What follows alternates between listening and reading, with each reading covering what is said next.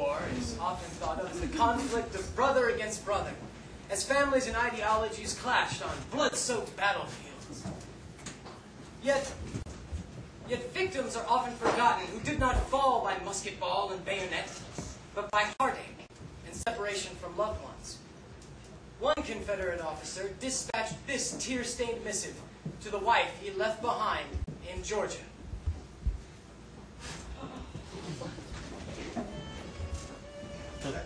My dearest Martha, oh, how I long for your touch these many a day. I find myself lost without the gentle brush of your fingertips against my skin, the caress of your full lips against mine. As vital to me now as the cool running water that quenches my thirst, the far too rare summer breeze that eases the heat upon my brow. My threadbare cot is a poor replacement for the downy comfort of our marriage bed, just as the pale silvery moonlight is no substitute for the gilded brilliance of the sun. And just as the totted up whores of the towns we pass through that I've taken to beg every night for the last 6 months cannot hold a candle to you, my sweet. Their embrace is nowhere near as tender. Their kisses are foreign and rather salty. And their vaginas, stretched beyond the tolerance of mere elasticity, offer me none of the tightness I've grown accustomed to between your milky white thighs.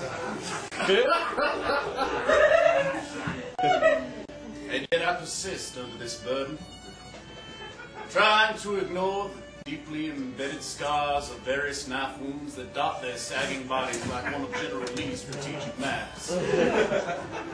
I try to imagine it is your pretty face staring up at me, but their cold, soulless eyes, pathetically reflecting a lifetime of shattered dreams, contain none of the star-like wonder and innocence of your own magnificent blue eyes. Or brown. I forget.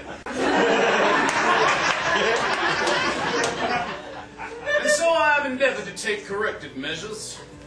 One of the buglers in our company is an accomplished sketch artist, who I commissioned to render your likeness upon a burlap sack I filled. That I place over each horse head before the fighting battle man, to which they are now most certainly numb in both body and spirit. But still I grow restless. We have been encamped here for quite a few months now, and I have bedded each of these girls at least 10 times over, inside at least 3 children. Do not fret, my love. Each situation has been taken care of. I offered the girls the assistance of our own, quite capable doctor, but they simply shrugged and walked down towards the river with a sharp stick in hand, and returned an hour later, refreshed and ready for another go.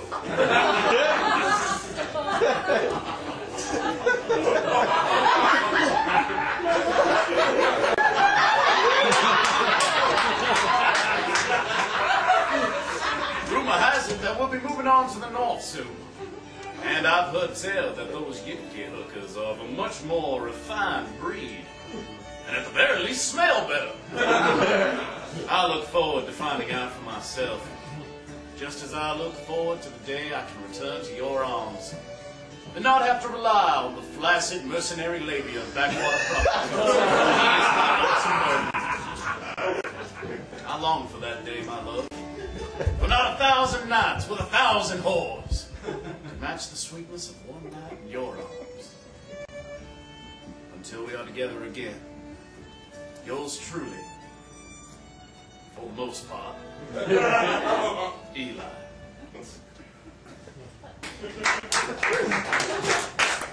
A month later, on September 17, 1862, Major Elijah Cummings followed Lee into the north and was killed, as so many others, at the Battle of Antietam. An initial autopsy revealed that he did not fall from musket fire, as so many others that day, but had simply succumbed to 5 simultaneous cases of gonorrhea, which had all broken out during the first hour of battle. Accordingly, his body was doused in pitch and set aflame on the edge of camp, before his corpse was urinated upon by each of the officers, including Lee himself. We'll be right back.